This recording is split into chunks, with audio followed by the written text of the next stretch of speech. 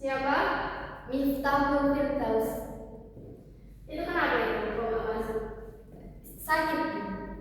Oke, sudah ada surat izinnya? Nggak tahu. Nggak ada. Asal. Nggak ada surat. Jangan. Oke. Kalau kalian mau Miftah ini sakit dari mana? Di WA. Oh, udah konfirmasi lewat WA berarti? Iya, lewat teman-teman.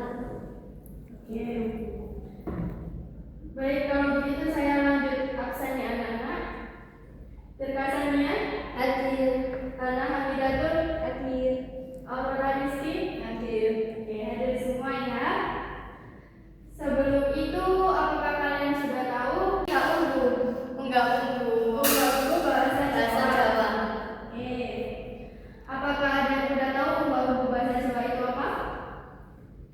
Belum, Bu. Apa itu, Bu? Nah, jadi pengertian dari unggah-ungguh bahasa Jawa yaitu tata cara menggunakan bahasa yang sesuai dengan situasi, kondisi, dan lawan bicara. Dalam bahasa Jawa, unggah-ungguh bahasa digunakan untuk menunjukkan rasa hormat, kesopanan, dan keakraban.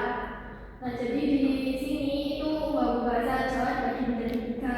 Yang pertama adalah untuk krama madya sama krama alus. Nah, ada yang bisa menyontohkan untuk percakapannya? Saya, Bu, Ya, mau mencontohkan bahasa Jawa Lopo. silakan. Seperti wis manantang. Oke, termasuk. Ada lagi yang mau menyontohkan? Sudah, Bu, sudah cukup. Sudah. Oke, kalau begitu, saya tanya, apakah ada yang sudah tahu bahasa krama madyanya makan?